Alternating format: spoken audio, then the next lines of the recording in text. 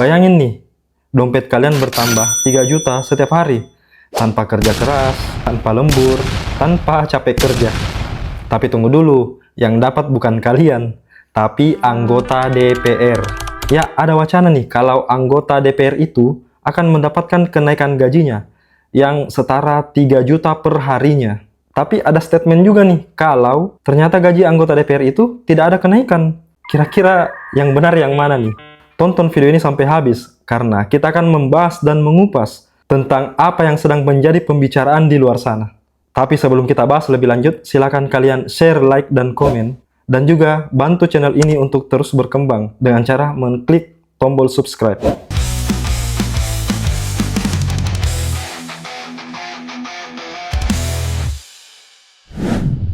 Kalau 3 juta per hari, berarti dalam 1 bulan itu ada 90 juta. Berarti ya bisa kita asumsikan kalau 1,08 miliar pendapatan atau gaji anggota DPR itu selama 1 tahun. Sekarang kita bandingkan nih dengan gaji UMR, khususnya UMR Kota Jakarta. UMR Kota Jakarta itu sekitar 5,4 juta per bulannya. Atau dengan kata lain, orang dengan gaji UMR 5,4 juta itu butuh waktu 17 bulan kerja tanpa henti agar bisa menyamai gaji dari 1 bulan anggota DPR. 3 juta buat rakyat ya bisa dipakai untuk macam-macam. Bisa jadi biaya sekolah, biaya makan, atau bisa jadi biaya buat modal usaha. Tapi buat DPR ya itu hanya sekedar penyesuaian gaji. Gaji DPR yang tinggi itu biasanya ada alasannya. Yang pertama, untuk menjaga integritas. Gaji anggota DPR itu tinggi biar mereka tidak korupsi, katanya. Selanjutnya, untuk menyesuaikan biaya hidup. Ya, secara kita tahu sendiri kan biaya hidup anggota DPR itu tinggi-tinggi ya. Terus yang terakhir itu adalah kompensasi karena mereka sudah bekerja keras. Tapi rakyat bertanya nih, kalau integritas itu bisa dijaga dengan uang, berarti integritas itu bisa dibeli dong. Kalau biaya hidup, ya rakyat kecil juga punya biaya hidup. Apalagi biaya hidup yang sekarang semakin tinggi. Dan kalau masalah kerja berat, apakah DPR sudah bekerja dengan maksimal? Fakta kinerja dari DPR. Ya, setiap tahun DPR itu punya target, tapi faktanya banyak yang tidak tercapai. Ada tahun-tahun di mana hanya belasan dari RUU yang terrealisasi. Kalau target saja sering meleset, apakah pantas DPR mendapatkan gaji sebesar itu? Apalagi saat rakyat masih teriak soal BBM yang tinggi, harga beras yang tinggi, biaya listrik, dan kesehatan yang semakin tinggi. Mari kita bandingkan dengan profesi lain deh. Buruh honorer misalnya, yang dimana mereka hanya mendapatkan gaji itu sekitar 300 ribu.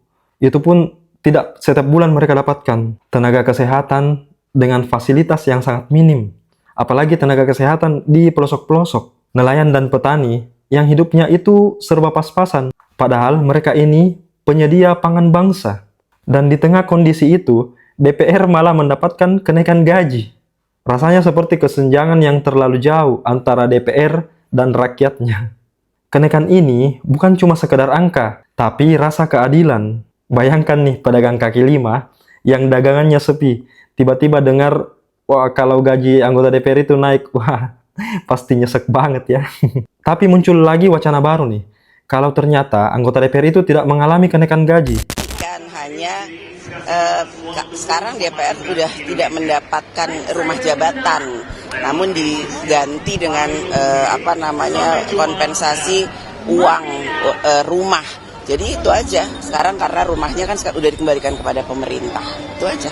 Ya, pendapatan atau gaji anggota DPR itu ya tetap sama saja, sekitar 6-7 juta per bulannya. Dan pendapatan yang diterima sampai 90 hampir 100 juta per bulannya ini, itu karena ada kompensasi dari penempatan rumah dinas. Jadi ya, anggota DPR ini tidak mendapatkan rumah dinas lagi seperti sebelum-sebelumnya. Makanya mereka mendapatkan kompensasinya, sehingga pendapatannya itu bisa hampir sampai 100 juta per bulannya. Akhirnya sampai ini di pertanyaan sederhana. Apakah kenaikan gaji anggota DPR ini itu layak atau justru kebangetan? Di mana kenaikan gaji anggota DPR itu lebih cepat daripada kesejahteraan warga negara Indonesia. Jadi menurut kalian bagaimana nih? Apakah anggota DPR itu layak mendapatkan gaji yang sebesar itu atau tidak nih? Mengingat kinerja dari anggota DPR itu sendiri. Tulis pendapat kalian di kolom komentar, karena suara kalian itu bagian dari demokrasi. Terima kasih sudah menonton. Semoga video ini bisa menambah wawasan kalian. Saya pamit dan bye-bye.